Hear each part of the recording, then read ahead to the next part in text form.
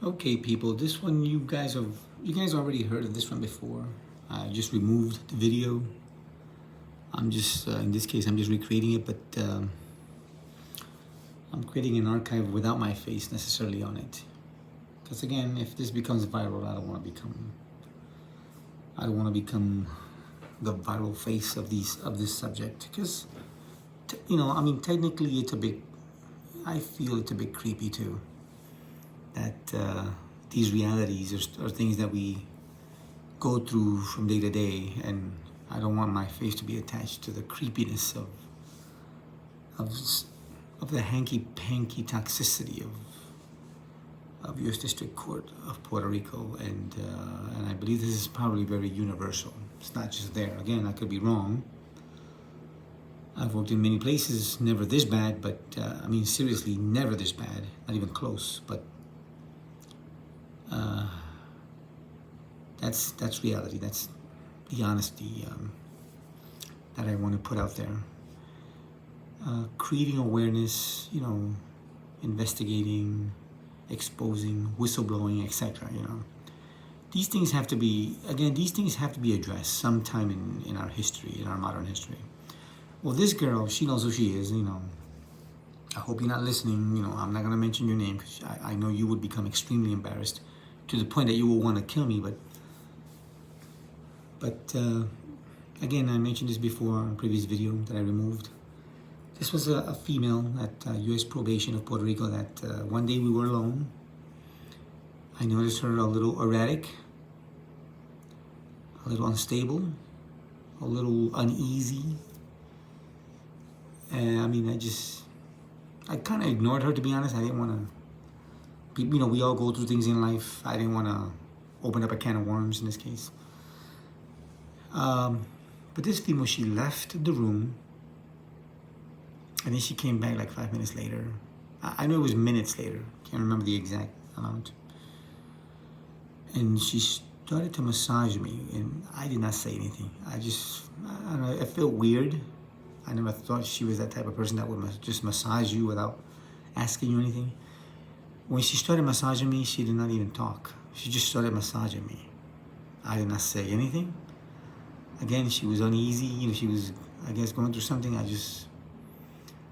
Basically, I let her massage me. But then all of a sudden, I noticed that she definitely became sexually aroused. She did. I know that for a fact. I picked it up on her tone, on her breathing, and then on her gesture when she quickly had to let go. She moved to the side, again with heavy breathing, and then she just walked away quickly. I guess feeling uncomfortable with herself, of course. I did nothing at all. I probably could have taken advantage of her there because, again, we were alone in this space. But again, this is my way of defining the reality that we live in today. That in many workplaces, because again, this happened at work again. This is not outside of work, etc. This is at work. In a federal building, during federal hours, during work hours. But human resources, again, in their complete ignorance, are unaware of these realities. I mean, I can't say that. They are aware. They just ignore this reality because they have to side with their gender. That's the level of utter stupidity that a lot of women in HR are full of. Because, honestly, it's just pure stupidity. These women in HR, they may have a degree in whatever, but they're just plain and utterly stupid. Because they know this behavior of their women and they do nothing at all. Nothing significant at all. They might try to give a watered down man villainizing training once a year, but they're not even close to even trying to address horrendous behavior of a lot of the women here and a lot of the gay people here as well. They only point at the men. And again, I don't hate anybody here. The female, if you're listening, I know you're mega embarrassed. That's not my intention. I know we never talked about that day ever after that. I did not bring it up because I did not want to embarrass you. I love you very much, but I'm sorry that I had to use also your example, and I mean this to all the other people. I love you all. I have a lot of great, again, liking to you people, but I need to use these events to be transparent in a reality that HR ignores, totally ignores. And obviously the judges ignore, because after my termination and my many emails as a delivery guy, UPS truck, I have my windows open, so you're gonna hear a lot of noises. But again, after my termination, I emailed a lot of the judges, but a lot of these details, they did not care. They did not care. Wow. You know, U.S. District Court of Puerto Rico, you judges don't care about these things. Well, if you don't care, then you don't mind if I post it on YouTube, obviously. Because if you don't care, if you didn't care while I was there and I mentioned these things, most of these things, because I never mentioned this one to HR, you know, I mentioned most of them to HR. They did not care. I emailed after my termination the judges. They did not care. So now, again, if this goes viral, just keep not caring. Keep not caring, because this is the work environment that you guys have, that you guys sustain and uphold. Because if you didn't care when I mentioned it to HR, then that's because it's okay. And after my emails, after my termination to judges, that means it's okay, it's acceptable.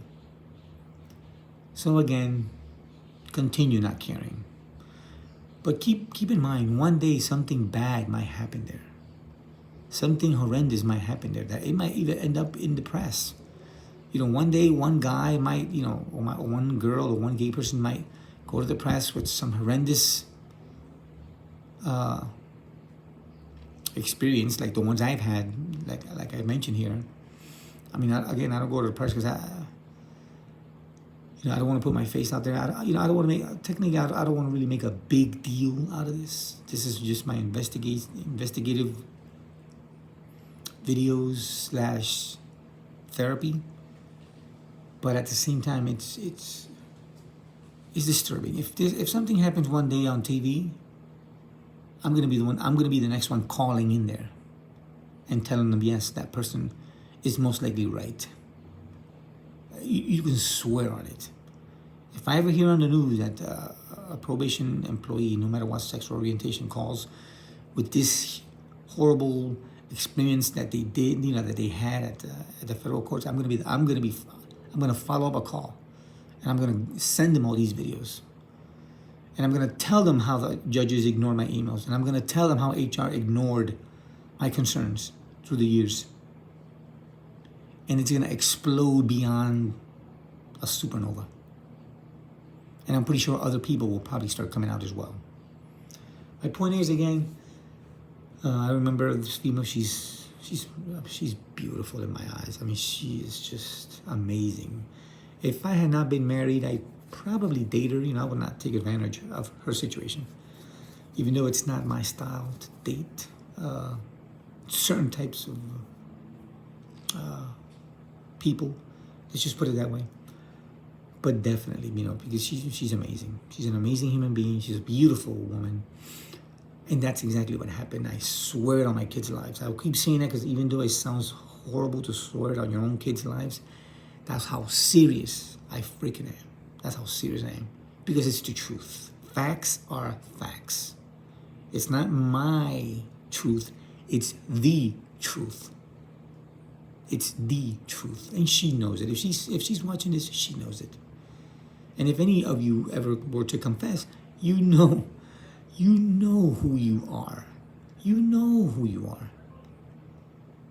You know who you are.